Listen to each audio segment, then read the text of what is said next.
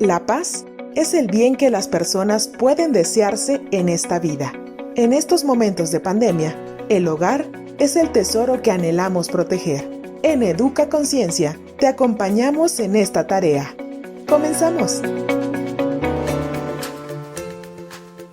Masculinidades y salud. El surgimiento actual de luchas y nuevas reivindicaciones, tanto en el hombre como en la mujer, se han replanteado desde sus heridas y fantasmas las siguientes preguntas. ¿Qué es la masculinidad y qué es la nueva masculinidad? Acompáñanos a responder estas preguntas de transformación histórica para seguir tejiendo una red de conciencia que impacta nuestra evolución personal y con los semejantes. Caminemos juntos. ¿Qué tal, radioescuchas de Educa Conciencia? Entramos en otro programa más. Un saludo a los 212 municipios. El día de hoy estaremos hablando de la masculinidad y la salud. Con dos invitados de lujo, voy a dejar que ellos se presenten. Entonces, adelante, queridos compañeros. Bueno, antes que nada me gustaría introducir al doctor Cirilo, ya que de inicio era tu espacio. Es un gusto estar aquí contigo, doctor, y te agradezco mucho que me permitas estar en este tema tan profundo que impacta no nada más a las realidades individuales, sino sociales. Entonces, te cedo primeramente a ti el micrófono, doctor. No, muchas gracias, Isaí. Al contrario, para mí es un placer y sobre todo que creo que eso es lo bonito, ¿no? Y creo que el tema nos invita como a pensarnos en los hombres, de no apropiarnos de espacios. Creo que los espacios son compartidos. Y eso nos invita como a generar prácticas comunitarias más igualitarias entre los mismos varones, ¿no? Y ese es un reto. Pues yo soy Cirilo Rivera García, tengo un programa de radio que se llama Varones en la Intimidad, cerca de casi 9 años de ello, y me he dedicado pues a estos temas desde el trabajo personal, ¿no? Hasta también dar talleres y facilitar estos tipos de espacios. Entonces yo al contrario, encantado de la vida de estar con ustedes. Bueno, mi nombre es Isaí Shanti, ya algunos me conocen, soy escritor, abogado y terapeuta, y bueno, muy agradecido por estar en este espacio, agradecido con Carlos, con Educa Conciencia, con Leti, con el doctor Cirilo por esta gran invitación y coincidiendo, ¿no? Que bueno, podamos compartir este tema tan profundo que está tocando todo nuestro tejido social e individual. Y entrando de lleno al tema, ¿por qué debemos de hablar de masculinidad? Ese sería el primer tema. Mira, es una pregunta muy interesante. Pareciera ser que los hombres ya no tendríamos por qué discutir esto, si pues de entrada parece ser que todo marcha bien. Sin embargo, los feminicidios, la violencia contra las mujeres en diferentes formas, hacia los niños y las niñas, la población adulta mayor, y es más que evidente en este país, en gran parte del mundo. Y la otra tiene que ver hasta dónde, y creo que queda muy bien con relación al título de este gran programa, que ya he tenido la oportunidad de estar en algún momento, qué tan conscientes somos los hombres de nuestro autocuidado, ¿no? Y la pandemia nos vino a enseñar que somos tan vulnerables, toda la población. Sin embargo, los hombres, ¿cómo generamos cuidados hacia nosotros mismos, hacernos corresponsables de ellos, o de qué manera también nos violentamos en ese sentido? Por eso creo que la importancia de hablar sobre masculinidades nos invita a repensarnos en como sujetos, en qué medida las posibilidades estamos generando prácticas de igualdad hacia otras personas, pero también hacia uno mismo. Yo dejaría como este primer planteamiento, no sé, Isaí, desde tu experiencia, de este trabajo que me parece que has hecho, creo que también tienes unas aristas muy interesantes que compartir. Totalmente, muchísimas gracias por esta, ahora sí por pasar el balón, es muy lindo, ¿no? Esta metáfora. ¿Por qué hablar de masculinidades? Creo que estamos en un cambio de paradigma donde hoy las reivindicaciones y las luchas sociales han adquirido un nuevo matiz, sobre todo con el surgimiento o más la visibilidad sobre el tema de la mujer, el feminismo, ahora, bueno, de acuerdo a la teoría, más a la cuarta ola o tercera ola, dependiendo su arista de estudio, y creo que como dice el doctor, repensarnos sobre el concepto de masculinidad. Creo que trasciende incluso la figura no nada más del hombre, sino que nos lleva a lugares, a metáforas, nos lleva a los roles, y creo que hablar de masculinidad hoy nos vuelve a hacer la pregunta: ¿qué es la masculinidad, no? ¿Por qué abordar la masculinidad?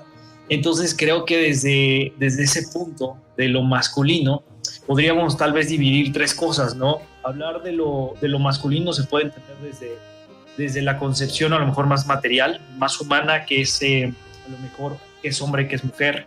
Se puede abordar un poco más desde las concepciones del símbolo, ¿no? Como una energía, ¿no? Como un rol, ¿no? Y también a lo mejor hablando desde un lugar a lo mejor psicoanalítico, desde una función, ¿no? Que puede ir intercambiando independientemente de nuestra identificación sexogenérica.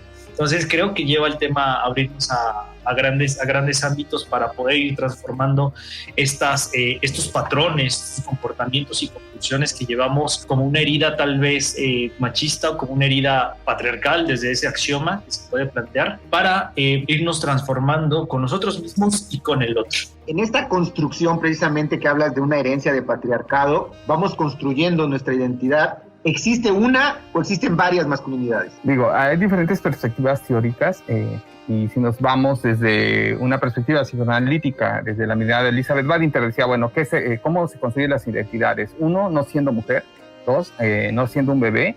Y 3, no ser gay, ¿no? Es decir, parece que está también estructurada la identidad desde una perspectiva patriarcal, que desde ese lugar nos los han enseñado, ¿no? Y bueno, las teorías psicoanalísticas clásicas como la freudiana por lo menos, ¿no? Que la kaniana no le voy a entrar porque ni siquiera le he leído y no lo entiendo tampoco, y los freudianos apenas le estoy piscando. Entonces, si vemos esa mirada, o sea, nos enseñan de cómo ir desidentificarnos de todo lo femenino o que parezca femenino. Desde una perspectiva de Rego Econe, lo que nos decía es, bueno, hay un sistema organizador, se devuelve el ideal viril, entonces los hombres buscamos aspirar a un modelo que creemos que es el único, ¿no? Sin embargo, hay diferentes formas de construirnos, porque además ahora, gracias a la perspectiva feminista también, o dentro de una corriente que nos habla de la interseccionalidad, o sea, ¿no? A ver, ¿de qué tipo de hombre estamos hablando? ¿Del hombre de la ciudad, un hombre urbano, un hombre indígena, un hombre disidente de la heteronorma? Y es ahí donde creo que viene algo muy importante. De repente mucha gente cree que nada más hablamos de un tipo de masculinidad. O sea, hay una aspiración que es distinta. Pero me parece que los hombres... uno de los primeros cambios, que no quiere decir que por eso haya cambiado todo, fueron los trabajos de las paternidades. ¿Por qué? Porque los hombres empezaron a darse cuenta de toda esta exigencia que empezaron a tener desde el marco jurídico, pero también empezaron algunos, sobre todo algunos jóvenes, ahora ya lo viven desde otro lugar, ¿no?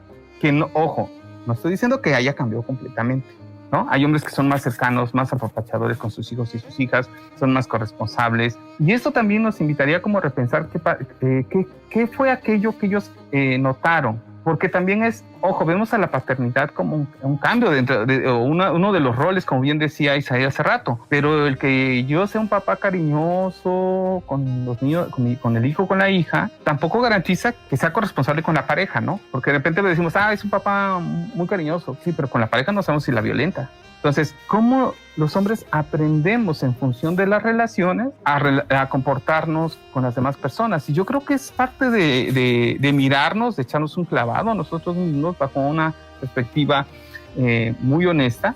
Y es ahí donde tendríamos que ver cómo aprendí esto de ser hombre. Más que una receta, o sea, decir, miren, no, a ver, ¿de quién aprendí? ¿Qué me decían cuando era chavito? Eso que me decían que de chavito, ¿cómo ahora lo reproduzco? Y claro, puede ser que no me dé cuenta, ¿no? Es posible, pero el asunto es cómo están mis relaciones. ¿Por qué pienso de esta forma de que los hombres sí podemos y las mujeres no? O sea, es desde dónde se fue incorporando esto por los medios de comunicación, las familias, las escuelas, los amigos. Es decir, aprendemos y nos construimos a partir de diferentes factores de socialización, no hay uno solo. Y eso es algo que también hemos visto, ¿no? Como que si solamente las mujeres fueran las responsables de la educación de los niños y de las niñas, y cuando juegan un papel también los otros hombres que están alrededor nuestro. Bien.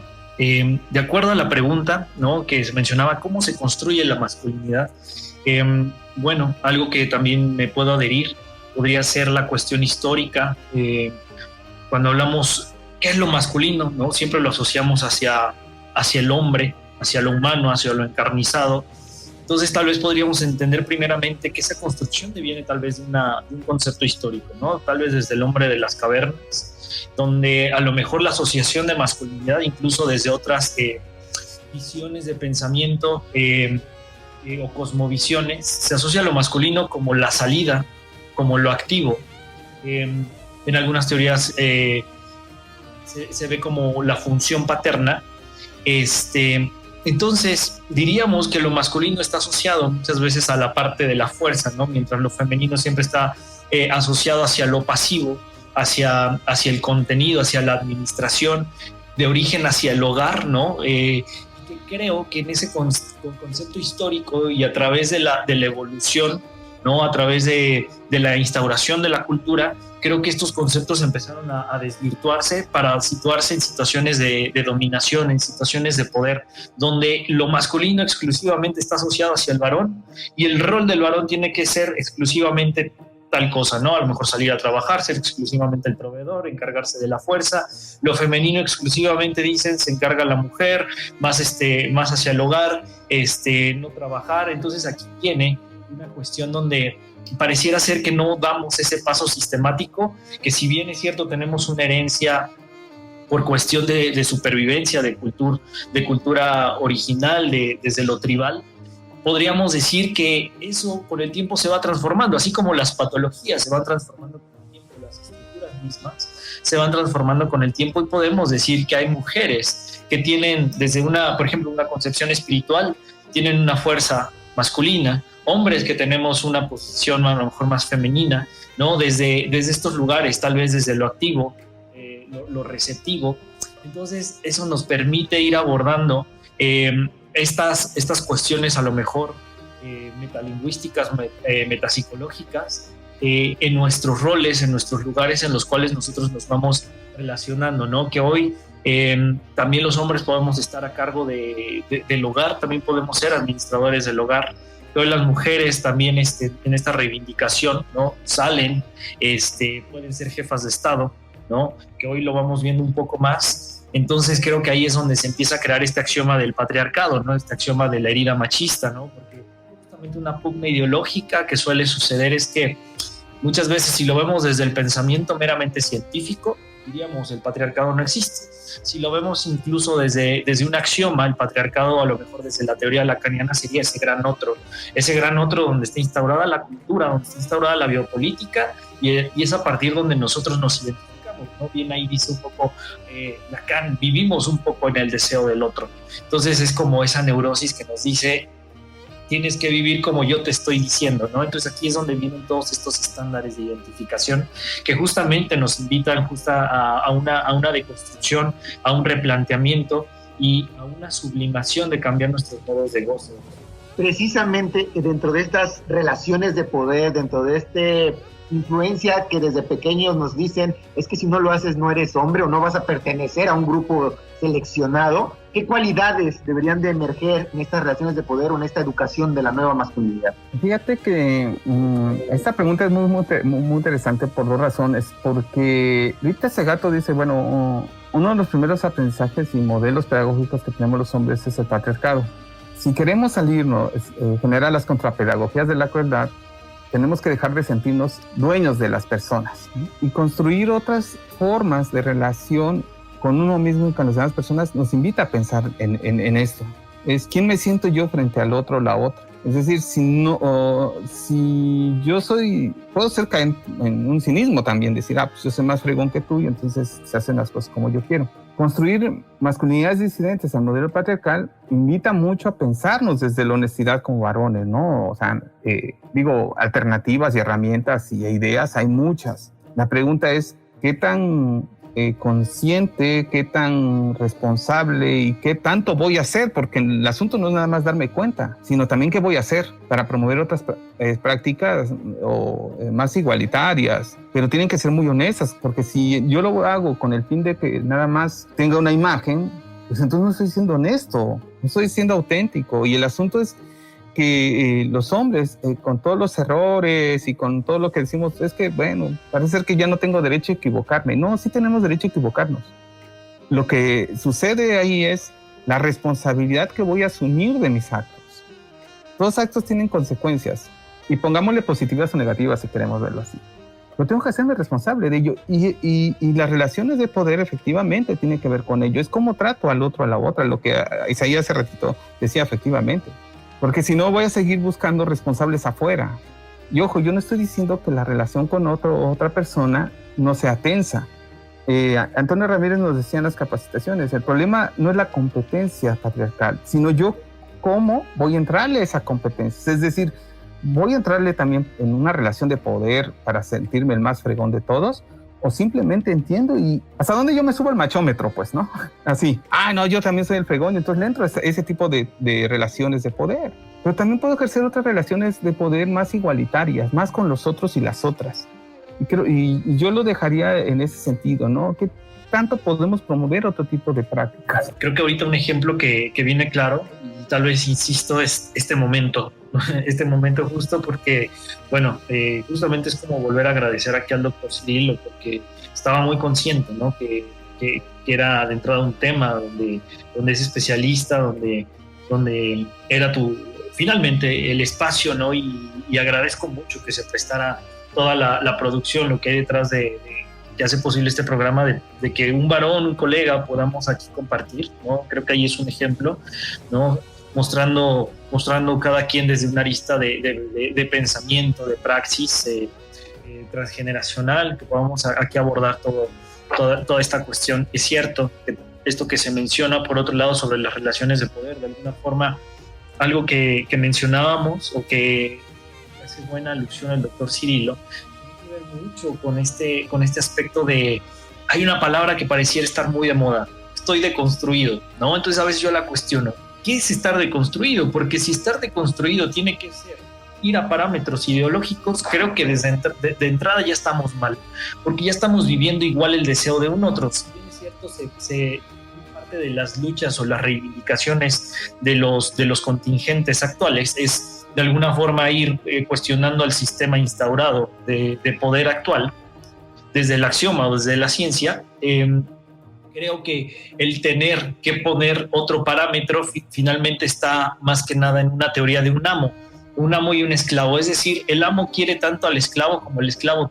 quiere tanto al amo. Entonces, finalmente el esclavo quita al amo de su poder para volverse el nuevo amo y esclavizar al nuevo otro, ¿no? Entonces, diríamos, esa palabra de construir que me llegó mucho del doctor ahorita, sí, justamente no podemos estar diciendo, no, es por una cuestión de cómo me veo ante la cámara, qué es lo que yo proyecto ante la red social, o para verme más cool, más guay, ¿no? Como dice ahora la juventud, digo, estoy deconstruido, soy una nueva masculinidad, porque viene relacionado a la pregunta que también le planteaban al doctor, que decía, hay una masculinidad, hay nuevas masculinidades, se trata de hablar de una sola, y creo que las respuestas son muy paradójicas, porque sería decir sí o no, creo que tal vez serían respuestas muy sencillas para respuestas que implican más complejidad, ¿no? Hay muchos tipos de percepción de la masculinidad. Tal vez en la masculinidad hay ciertas cosas que se quedarán como su esencia, pero implica más que nada una transformación, porque como dice, eso no nos va a eximir del sufrimiento, no nos va a quitar nuestra herida, parte de nuestra falta, ¿no? Porque eso es lo que tenemos finalmente como seres humanos, una herida machista, y lo digo como seres humanos porque nos aplica a hombres como a mujeres. Hay mujeres con compulsiones machistas, con compulsiones patriarcales, hombres que tenemos esta herida machista del territorio, esta herida instintiva que seguirá con nosotros, pero que nos llevará muchas veces a cuestionarnos cómo me voy a relacionar desde el otro lado, ¿no?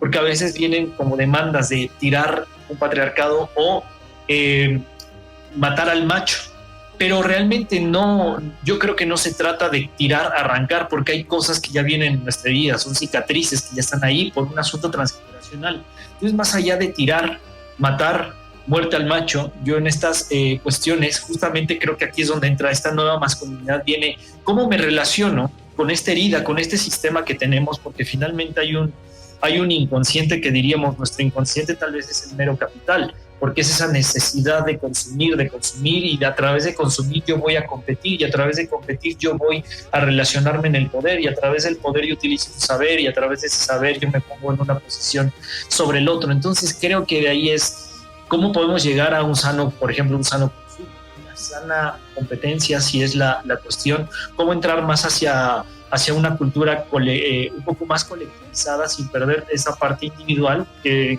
finalmente es inherente, pero que podamos ser un poco más rizomáticos y no tanto más compulsivos a quitar al otro de su lugar, de su conocimiento, de lo que es. Es decir, aprendernos a relacionar desde otro lado con nuestras heridas, con nuestra propia incongruencia, con nuestra propia humanidad que está ahí tan tan parte de nosotros, tan parte de lo humano. En esta humanidad, precisamente, que hablábamos hace poco, hablábamos de que con los hijos puedo ser atento, pero con mi pareja no lo puedo ser. Ahorita mencionamos ya otro, que es el nivel de producción en la oficina, en mi contacto con la sociedad. Ahí puedo yo ser otra persona también. Entonces, ¿cómo trabajamos esas relaciones emocionales en los distintos campos en los que estamos siendo congruentes y honestos en esta masculinidad? Sí, que es una pregunta muy interesante que tendríamos bueno, cada quien que quiera, pues, y decida, echarnos un clavado. Recuerdo cuando nos decían, a ver, las masculinidades no son fijas, ¿no?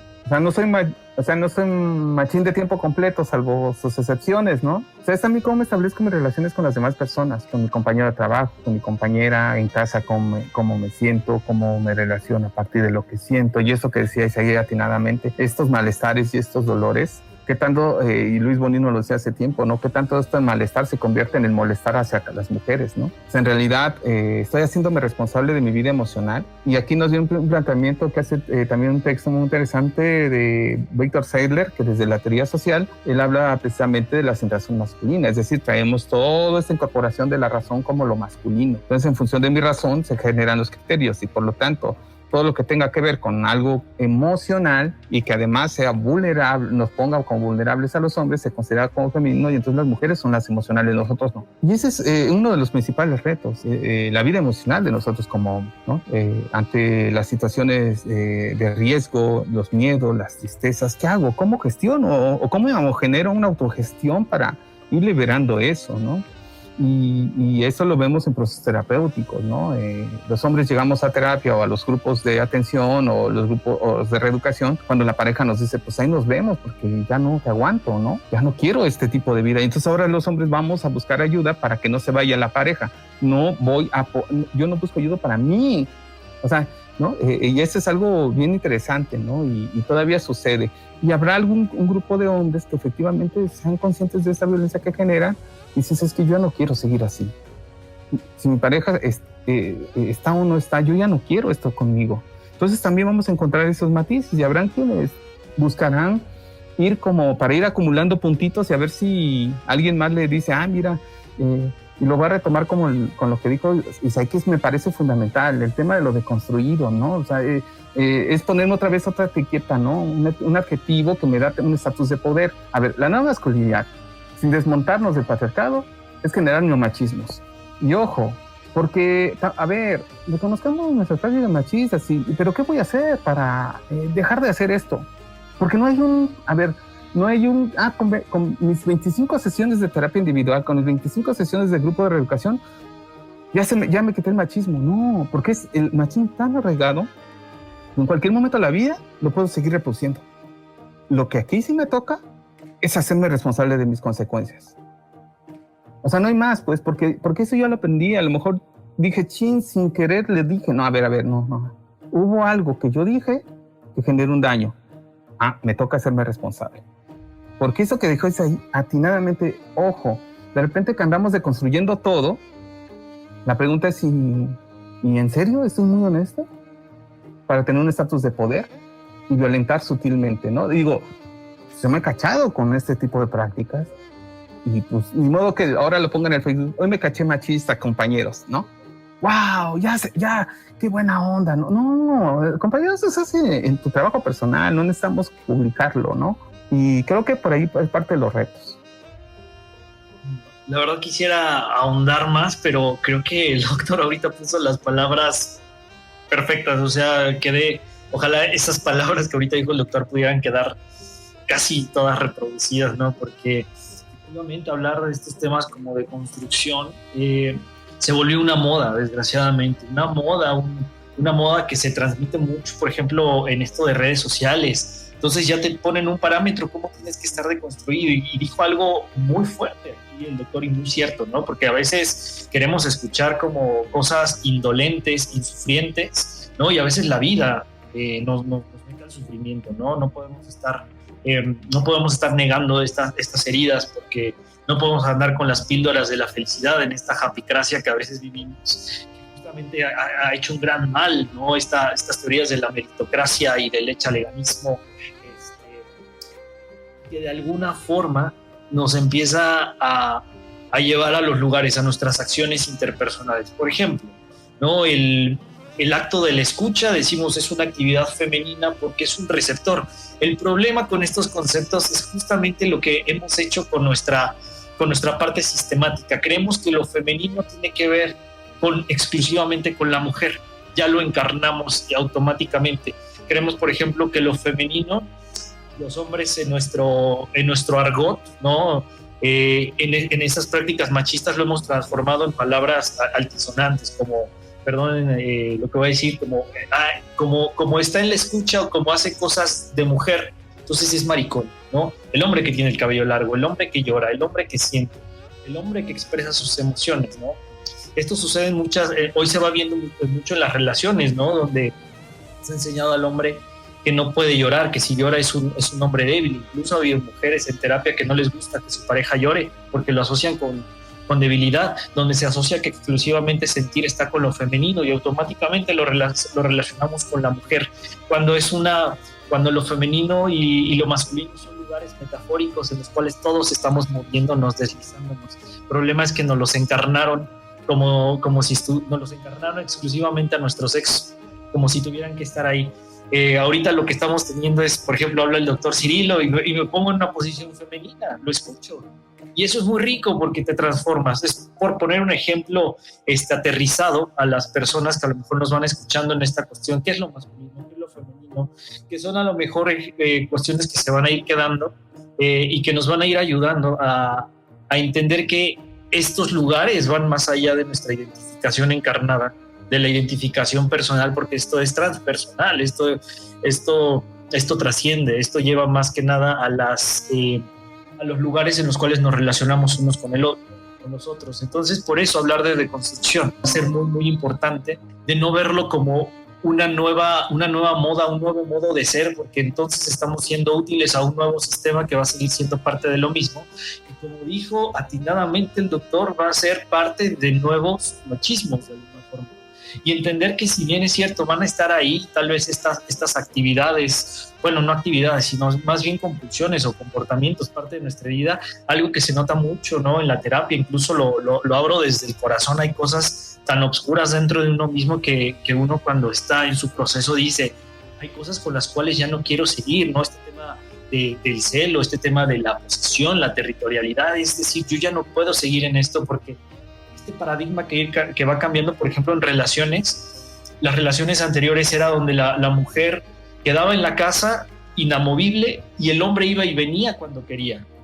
Entonces, en ese lugar de ir y venir cuando el hombre quería, justamente se ha ido transformando. Ahora va pasando también hacia las compañeras, hacia las hermanas, pero que nos lleva a nosotros a replantearnos que justamente esos movimientos nos dicen, hoy ya no podemos estar en relaciones donde vamos y queremos a la hora que queramos, ya no podemos tener ese dominio. Entonces, claro, eso nos lleva a una confrontación, a una herida, a aprender a frustrarnos desde otras formas, a ver la libertad desde otros lugares, a ver a la pareja como pareja, no como dispareja, porque lo demás tal vez eran situaciones de poder, y vernos a nosotros, por ejemplo, en las terapias, que incluso todavía sigue pasando.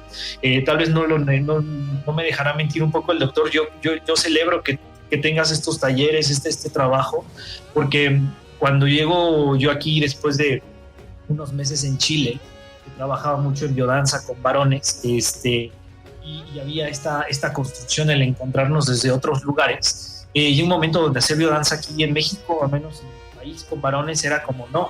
Cuando entro a las cárceles a hacer biodanza con varones es a veces no me toques, no me mires. Entonces ahí vemos cómo empieza a hablar ese discurso que está instaurado, que si bien es cierto a veces no se articula a través de la palabra, sí se actúa a través de nuestras conclusiones. Entonces, ¿qué nos está dando toda esta cuestión? Que a veces tenemos que encontrarnos con verdades sobre nosotros mismos que no nos van a agradar y no andar diciendo ya estoy deconstruido como si fuera un acto final donde a lo mejor bajó Jesucristo y Buda y nos transformó en el nuevo hombre, porque lamento decirlo así, pero no es nada romántico, implica meternos a nuestro sufrimiento, no hacer tanto caso a estas cuestiones de la japicracia y el echaleganismo donde nos dicen piensa positivo, tienes que tener estos comportamientos para quitarte el machismo, tienes que ser de tal forma para ya no ser machista, ¿por qué no? No es así, es un trabajo mucho más personal, porque todos los seres a nivel individual tienen una historia, tienen una familia, esa familia viene de una cultura, viene de un espacio-tiempo, no es ni siquiera la misma cultura que a lo mejor en un estado, ¿no? Que alguien que creció en la ciudad, que alguien que creció en una zona rural, en el país en el que nació, si es tercermundista, primermundista, su situación socioeconómica. ¿Qué es lo que pasa ahí? Todos somos individuos introyectados por un algo en común, pero con diferentes matices. Ni porque sea los mismos síntomas van a tener las mismas características de abordaje. Entonces, eso nos va a llevar justamente a confrontarnos con nuestro propio dolor, con nuestra propia herida, para cambiar, para sublimar y para relacionarnos desde formas que aspiren a ser más sanas, más transformadoras, creo yo. Y sobre todo, entender, y la siguiente pregunta va enfocada hacia allá, que somos seres humanos y que sentimos igual, tanto la mujer como el hombre. ¿Cómo buscamos ayuda? Porque el estigma del hombre es no pedirla, es decir, que tienes que ser un roble, tienes que ser una piedra, tú no puedes expresar nada. Entonces, ¿cómo pasamos y rompemos ese estigma anterior? Como tú bien dijiste, Isaí, es que si lloras eres esto, eres débil. No, ¿cómo saber que sí podemos acceder a esta ayuda? Fíjate que hay algo importante, para cuando nos sentimos vulnerables, muy pocos piden apoyo, ¿no? Yo me incluyo en el mismo proceso, ¿no? Vengo de una situación muy triste, también muy estresante, cansada y con mucho miedo. Y en esta forma de entrar en la dinámica familiar, de repente me perdí. O sea, yo me centré tanto afuera que de adentro ya, o sea, reconocía lo que sentía, pero no decía nada hasta que mis sobrinas me dijeron, oye, tío, ¿requieres apoyo con toda confianza? Sí, les digo, gracias, ¿no? O sea, hasta en ese momento contacté y dije, wow, o sea, ¿cuánto fue mi miedo, mi tristeza? Que me centré en reconocerla, pero tampoco pedí apoyo, ¿no? Y eso a mí me invitó mucho en este mes, me ha ayudado mucho a entender y comprender que no necesitamos llegar a que los otros y las otras me vean. Tengo que empezar a mirarme a mí mismo, a sentirme y decir, no es hasta dónde ya no aguanto, ¿no? Porque también en la lógica masculina es hasta los hombres aguantamos, ¿no? Es hasta dónde me siento así y necesito a lo mejor la primera escucha con un buen amigo, una buena amiga, como un primer momento. Y después también sabiendo que el acompañamiento de nuestras redes familiares, de amigos y de amigas, es muy importante y muy valioso, pero también llega un momento en donde necesitamos también otro tipo de apoyos. Y yo creo que ese es parte de los retos en muchos varones, ¿no? Se los compartía en este momento, porque eso a mí me hizo mucho clic. Digo, ¿cómo yo estaba hablando de autocuidados y fue más lo que me movió a estar afuera, aunque adentro me diera cuenta de lo que estaba pasando? Y ojo, porque en el caso de porque eso también yo ya lo pasé hace tiempo, ¿no? Que en el caso de las compañeras, o parejas, o amigas, nos dicen, oye, si requieres de algo, sabes que estoy aquí. Y entonces, ojo, cuando alguien nos lo está diciendo, es ahí donde tenemos que tomar esta conciencia, ¿no? Por eso incluso va con el tema educar en conciencia, también invita a reeducarnos a nosotros en esta conciencia, que cuando nuestros amigos, nuestras amigas más cercanos nos están diciendo, aguas, oye, necesitas algo, te veo cansado, te siento triste, algo algo están viendo nosotros. Entonces ahí es donde necesitamos asumir la responsabilidad que nos toca, o como los compañeros en Jalapa, que su grupo se llama Hombres Responsabilizándose de sus Vidas. Los hombres necesitamos aprender a hacer esto y dejar a un lado esto de que los hombres no podemos, ¿no? A ver, porque la vida emocional tiene consecuencias en nuestra vida física y nuestra vida social. O sea, no es nada más, a mí nada más me pasa y a los demás no. O sea, ojo, porque esto es muy relacional. Pero como dice, no recuerdo quién puso ese ejemplo y me encantó y lo voy a compartir.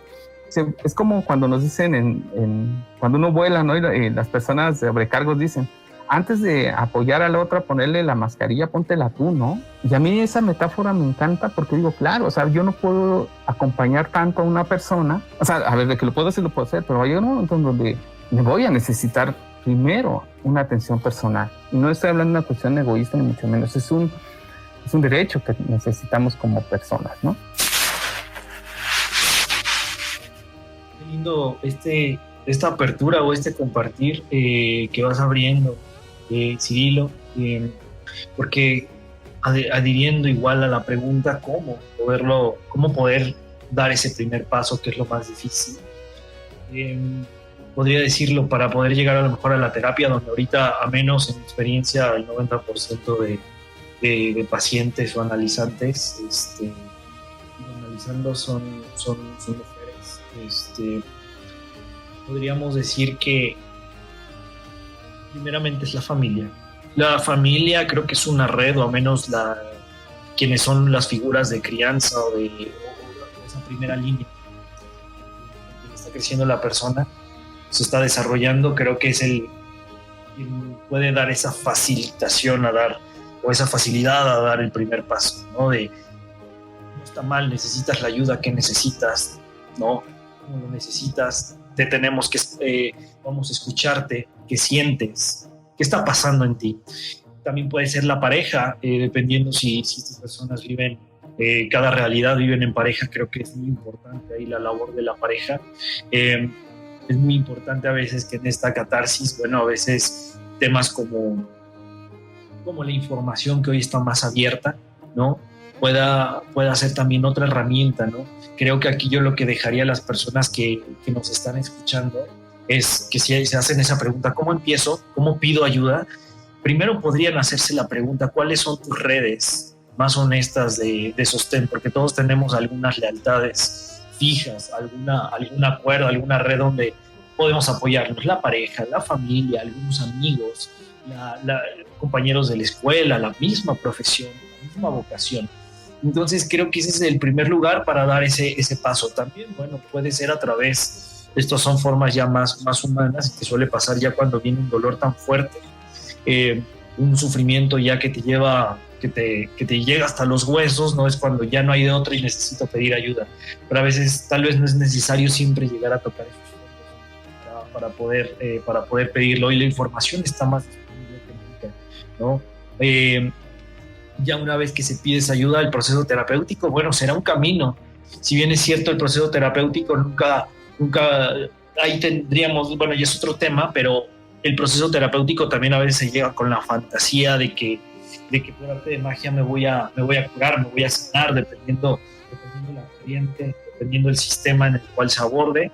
Y no, el proceso implica justamente un mensaje de vuelta para poderlo yo llevar a la vida diaria, y eso no me va a volver inmune al sufrimiento, el dolor no me va a volver inmune a mis contradicciones humanas, pero sí me va a dar más herramientas de relacionarme de otras, como decimos tanto, ¿no? Hincapié el doctor y yo, de relacionarme desde otras formas, conmigo mismo, con el otro, que en esta metáfora de lo del avión, poderme decir, hoy me necesito un poquito, hoy necesito florecer un poquito para saber qué le puedo dar al otro, porque a veces venimos en esta cuestión de relaciones donde viene mucho la alusión de que el otro me tiene que dar, que el otro es el que se tiene que esforzar para ganarme a mí, como si yo fuera el manto sagrado, y la realidad es que no.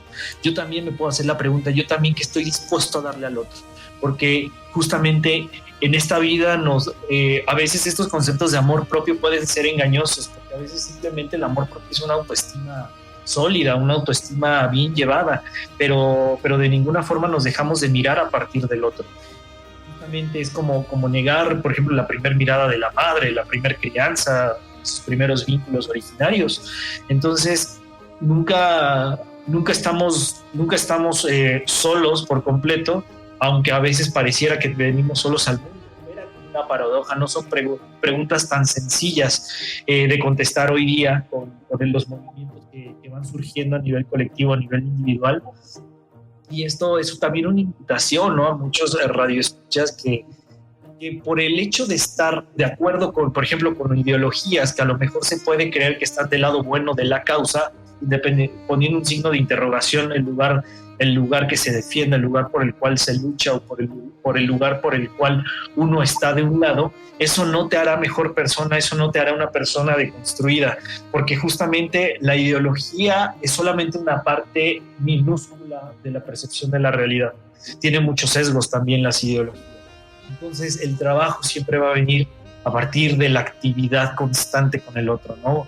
Bien lo decía en esta pregunta que en algún momento puede ser muy aristotélica y suelo decirlo mucho en estos lugares, es te darás cuenta que fuiste feliz al final tal vez de tu vida, ¿no? Cuando voltees a ver todo lo que hiciste y digas, bueno, fui feliz o no, me deconstruí o no me deconstruí. Entonces contestar estas preguntas de soy alguien deconstruido, yo creo que depende de la conciencia que vamos evolucionando, y es una pregunta que sería injusto respondernos, porque creo que el trabajo de observación jamás se termina, tal vez hasta el momento que nos vayamos de esta tierra podría ser. Y los que nos tenemos que ir somos nosotros, pero el tiempo nos va a dejar una última pregunta. ¿Cómo transformamos esta herencia o estas costumbres que traemos, vicios, en áreas de oportunidad, y podemos crear una guía de salud basada en una buena masculinidad para las nuevas generaciones, inclusive los adultos que hoy somos, pero que podamos crear estas oportunidades para que seamos correctos? Sí, me voy muy, muy rápido por el tiempo, y de verdad agradezco mucho a nuestras queridas compañeras, a ustedes, y de verdad que es ahí un placer escucharte, aprendo muchísimo al escucharte, es muy enriquecedor, y esa es la parte bonita. Yo creo que más que allá una receta, yo trabajo mucho con la propuesta de Paulo Freire, y me gusta porque cuando él plantea la pedagogía del oprimido, dice, bueno, pues qué tanto un oprimido puede dejar de ser oprimido y se vuelve en opresor, y por ahí ya lo he comentado, ¿no? Claro, la pregunta es eso, y eso es algo que nos tendría que invitar, es decir, ¿de qué me quiero liberar como hombre? ¿Es necesario liberarme?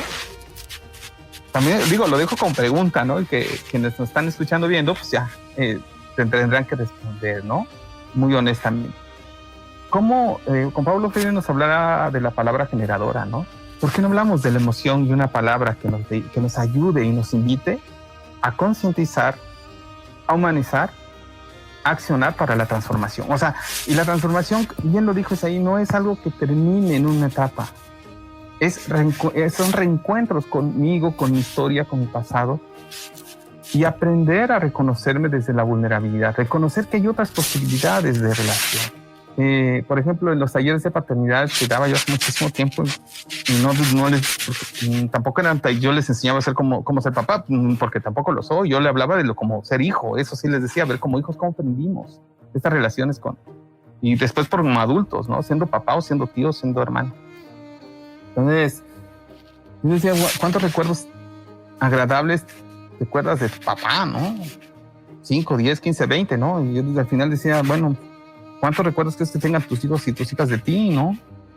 Y no se trata de, quiero que me recuerden como buen papá, ¿no? Entonces no soy consciente, ni siquiera soy honesto con eso. Es, ¿cuántos recuerdos tienes de ti que te hagan sentirte vivo, alegre, contento, triste? Reconociéndote con todos esos matices. Y lo que decís a mí se me hace muy, muy valioso. Es, ¿qué estoy dando de bienestar para mí y compartido con otras personas? Porque el último día de mi vida no es qué tanto logré en lo material, qué tanto logré como persona. Y aquí retomo una perspectiva rogeriana, ¿no? En el proceso de convertirme en persona. Y no hay convertirme en una persona, no hay una fecha, un día y una hora, etcétera. Es todos los días. No es solo por hoy, es por este instante, porque al segundo no sé qué va a pasar. Y esto lo retomo de Antonio Ramírez. Y pues yo agradezco mucho y ojalá nos invite a repensarnos. Nos necesitamos como una comunidad ante esta situación. Un virus nos ha dañado mucho, pero que el machismo no nos elimine a hombres y a mujeres. Y que tengamos alternativas para aprender a relacionarnos de diferentes formas. Qué bonitas palabras, doctor. La verdad es que pues muchas gracias por compartir este espacio. Creo que yo lo que podría decir, como dice tal vez un poco Freud, ¿no? Cómo es una persona a lo mejor sana, lo digo entre comillas, ¿no? Porque no se trata de sanar. Esto es constante. Cuando se termina de tomar a los padres, es constante desde la terapia sistémica. Cuando se termina de traspasar al fantasma, tal vez siempre va a haber cachos de ese fantasma fragmentado donde siempre lo vamos a ir transitando. ¿Cuándo terminaremos de ser hombres? ¿Cuándo terminaremos de ser mujeres? ¿Cuándo tendremos una gran masculinidad? Como dicen, solamente por este instante es la oportunidad que tenemos para hacerlo mejor. Es de acuerdo a los niveles de las situaciones que nos implican como sujetos ante la vida, donde podremos posicionarnos del lado de vivir un deseo que tenga menos dosis de dolor, de sufrimiento, pero a veces eso implica antes meternos a dialogar con la tristeza, la melancolía, el sufrimiento, el dolor, porque a veces estas algunas teorías que nos hablan de que vivamos una vida indolente, es imposible. Tenemos mucho trabajo que hacer como humanidad. Un virus postró al hombre, lo arrodilló, y a la mujer, al humano, lo arrodilló ante su paradigma. Entonces hoy estamos ante los encuentros donde en este encierro de alguna forma nos está permitiendo volver a revalorar qué es la mirada del otro, qué es el abrazo, qué es la caricia, la indiferenciación sexual, ¿no? Porque hay muchos tipos de amor, y a través de eso creo que viene la valorización para irnos transformando. Y por supuesto, a veces siempre la recomendación es: elige todo tipo, si quieres retiros, cursos, Los Ángeles, los enfoques que sea, pero a veces sugiero acompáñalo de una terapia, porque necesitamos también aterrizarnos en la tierra antes de mirar hacia el cielo, antes de que a lo mejor en estas cuestiones se nos abra el universo. Primero tenemos que entrar a nosotros mismos, no dejarnos sesgar tanto por las ideologías y los posts que muchas veces vemos que tienen mucha carga ideológica, y a veces, lejos de beneficiar, no te hacen una persona buena, porque no funciona ser una persona buena en esta vida. Funciona ser una persona consciente de nuestra bondad y de nuestra maldad, porque tenemos diferentes capacidades de lo mismo. Son estados graduados de la conciencia. No todos venimos con la misma introyección educativa, con la misma introyección psicosocial y biopolítica. Entonces eso nos hace en alguna parte iguales, pero en otra parte también diferenciados. Entonces creo que esas paradojas de la vida es lo que nos va a permitir irnos transformando. Sería el mensaje que dejaría. Y por supuesto agradecer a Carlos, a Leti, Educa Conciencia, y por supuesto al doctor Cirilo. De verdad, muchísimas gracias por permitirme entrar a un espacio que bueno, es tu lugar, y de verdad me siento honrado, y muy rica charla. Gracias, de verdad. Algo con lo que quieran cerrar, tus redes sociales, donde podemos contactarlos, y con eso cerraríamos el tema.